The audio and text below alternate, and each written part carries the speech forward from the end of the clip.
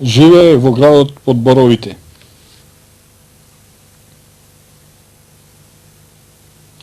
Го најдовме во неговата 80-та година.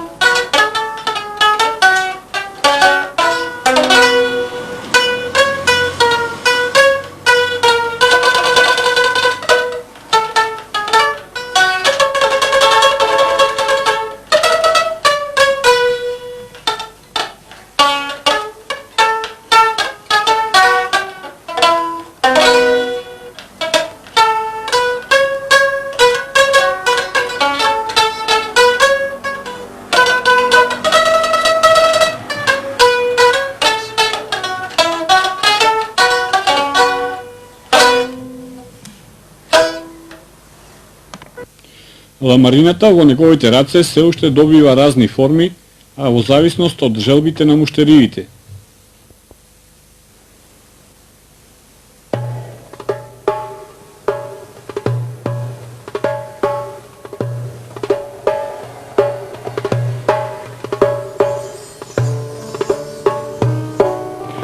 Во Берово тој остана единствениот лимар. Помладите, како што вели, како да не се заинтересирани за овој занает. И овде, во неговата работилница, во центарот на градот, разговорот започнува сосема спонтан. Зборовите извираат длабоко од искуството. Мајстор Миланко, како што сите го знаат во Берово, лутајки со погледот надвор преку прозорецот, како додава слика дека во тој момент во мислата повторно му поминуваат сите настани од едно далечно време. Од неговата младост, од времето на градот кога генерацијата на мајстор Миланко не очекуваше никој да им го организира забавниот живот. А не како денес, ке додаде тој. А во неговото време на младоста, тој бил еден од боемите во градот. Иако поголемиот дел од денот го поминувал во својата работилница, сепак наоѓал слободно време, пред се за време на празниците, да ги забавува своите другари или пак достојно да го представува Берово. Но разговорот со мајстор Миланко Рашковски природно започнува со неговиот занает. Господин Рашковски, кажете ни нешто за почетоците за вашиот занает во Берово. Нашия занаат аз почнах от 38 година. Почнах и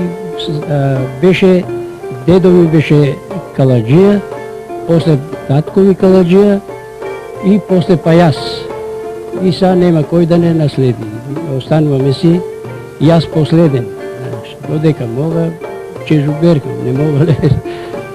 Кой да ще прави, кой ще наследва, а имам чираци. Съм изучил, имам много чираци, имам некъде 5-6 души. Ама нещо, дома си работят, не отварям и учение, ни нищо. Така. И имам чираци, Бранко, Чиплаковски, Джегата, Мирослав Драковски, имам са все чираци били. Йован един има арменски горе, Пашалиовски, и он беше ми чирак, Колов Индаковски, и он беше ми чирак. Ама не им се тако работи, като аз ще работя, де. И аз работя се, а они не чея, оти татко ми работеше дома каладжилък, а аз лимарлък тук. И им виках да идат при баща ми, да се учат и това. Они не чат, оти малко тежко това за кашка се, църни се, с киселин се работи. И избегуваше, не чат. Вие сте родени 1922 година, а откъде, може би сигурно памтите или ви разкажувал вашият дедо или вашият татко, откъде идеята на вашият дедо да го работи овој занет? От Струмица. Он от Струмица одил да учи. Колку бил развиен занаетот лимарскиот и каладжискиот во Берово и во Струмица во тоа време? Лимарски. Немаше и дедо ми от Струмица донесе каладжилък. Арно ние по потреба, оти немаше туа лимар и морахме да и това да работим. И почнахме и това работим. И лимар, лък и се. После аз ка настанах, почнах и точкове да оправя. Оти летно време немаше толкова работа. Ами почнах точкове, за да мога да се занимавам и да изкарваш нещо. И усъвърших и точковето заправих. А после есента почнеме чумбиня, чунци, тия неща работехме. А през летото и олуци правихме, ама немаше яко тогава, слабо тура олуци на каща, немаше толкова да се запослиме. Ама ние правихме, кой ти потера правихме, с остатко ми работи. А и чичовците. Чумитоди, чуманили, знаеш, и они ба истия занаат, и они с них некоши заедно работеха с них, с чичовците. И така от тогава Беро почна и лимарлък, почна да се ема това го от Струмица донесе депи. Што всушност офаѓаше каладжистото во тоа време? Она како што работел вашиот дед? Да го кажем името на вашиот дед? Васил Каладжиски, Васил. Му името. И он после работеше го тука он. Ама скоро време почина, не може така да работи много, ама наследихме отмах ние. Баща ми наследи, он беше по-стар от уния неговите братча, братчеди бяха ни баш по право, беше по-стар и он първо он, а после по-ни почна. Чуметоди, чуменили. Почна и от тогава си иде. Аз само, що не съм бил, войник, що съм бил, не съм работил. Инак все си работех. Не само бил на държавно малко одих задруга. Додека трая задругата бех, ама после разтория задругата и па не идох никъде. Викам, ако ида, че ми се развее и алате, и се, и това и оно, дие на държавно. Гледам на моите колеги, им се развея, ако идеш на държавно. А аз не хтех да я на държавно, после отмах наследих, пензионисах се и си наследих пазанаато исто. И до ден денеска си го работя. Ние зборуваме во моментов за периодот пред Втората светска војна. Па кажете ни нешто за условите во кои што живееше населението, како живееше градот во тоа време, во периодот на 30-40 години од минатиот век. Приватизацијата беше многу убава бише условија. Знаеш, немахме ни много, ни данок немахме много.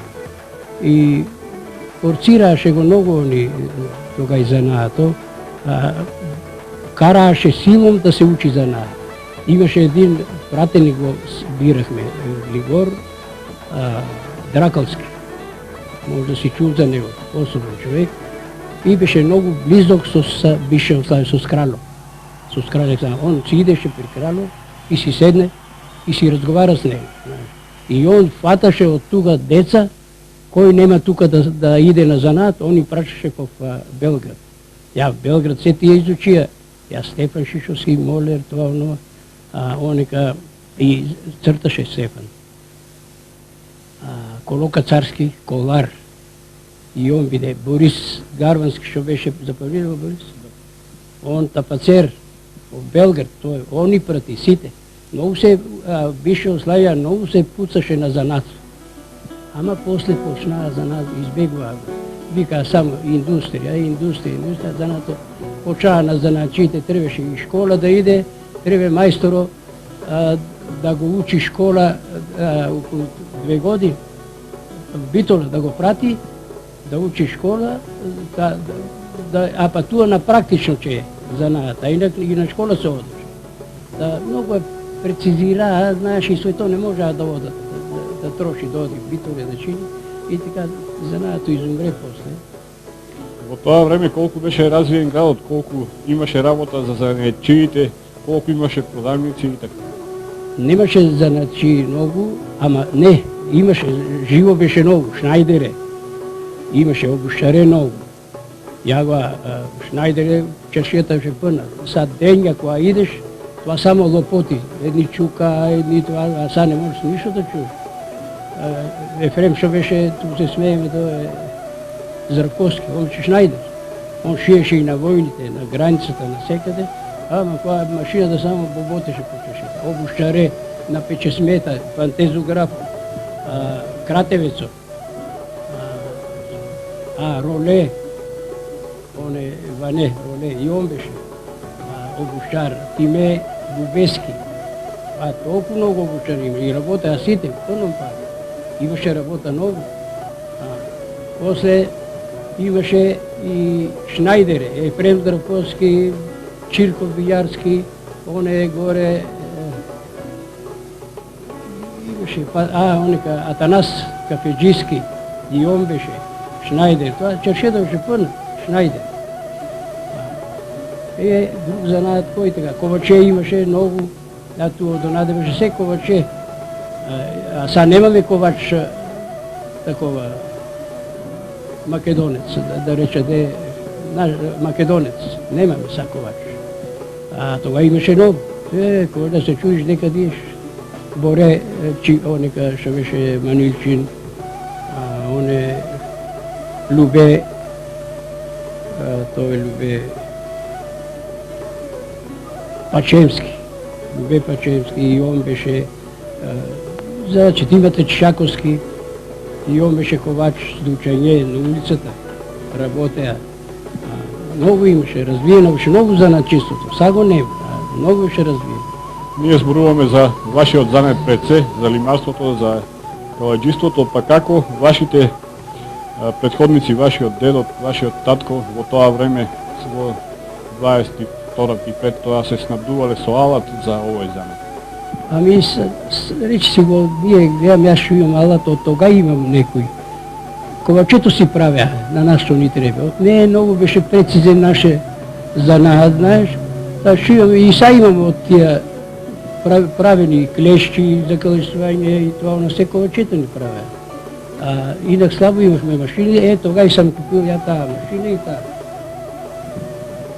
Тие са джермански, ама това е дур 42 и 3 таму.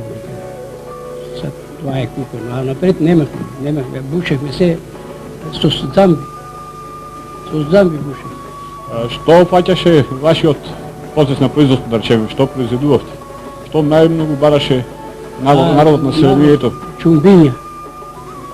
Тогаш пората немаше, на чумбиња се греа. Секоја каша мора да си има чумбет. И го вали и се гре на чумбет. И чумци правихме тогаш највеќе. А после почнаа па шпорета, почнаа па зидани шпорет. Само кутија му направиш и вратичка, они си и зазида. Тогава почна па зидени. После почна и па покретни да се правят. После аз кога настанах, немахме туа за покретни и аз почнах да правя. И взехме па покретни шпората, тия црните што са. И се много се те рашове правехме тогава. И имаше работа, ама немаше много така. Наше занаат немаше занаатчи. Само ние, наше сој што беше, каладжиите, само ние беме си. А други немаше. Други не излазеа никакви други. И тоа го добихме од Струмица. Дето во Струмица води, учил де, јас не сам запомнил, мој таму учил во Струмица. И убаво, мора после снабдуваше градо и живост беше в градо нов. Оти много занаатчиство, тия това работи, много, знаеш, и много беше живо. Чакше да кажа, нека цад да е празначе, това беше свет пълно. Много свет имаше. Кафенетата исто, кафенета имаше, ако вика, нема работа, 14 кафенета имаше, а това почеше. 14. Ама знаеш защо беше това? Оти казарма има, войните. И работеа много кафенета. Ами тука гарва, тука беше на Забраток, най-вече работеше. От пътия граничните бяха все платени и все у него одеа, е тука скришено и работеа и кафенетата много. Ама беше живо, Беро беше много живо, нека сега това бе. Сега се чуеш, чаршията вече е това пълно. Снаф, заначи седнали пред кафенето на масите, летно време, защото зиме кафенето.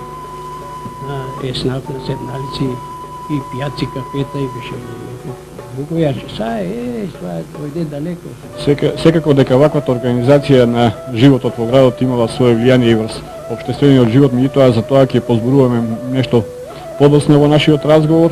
Сега кажете ни како изгледа, да речеме, производството на еден ваш производ, како изгледа лимарството, што се алатки се употребува, како се прави и така. Абе за лимарство се употребуваше, имаме, и сами седија, таа наколна требаше да имаш.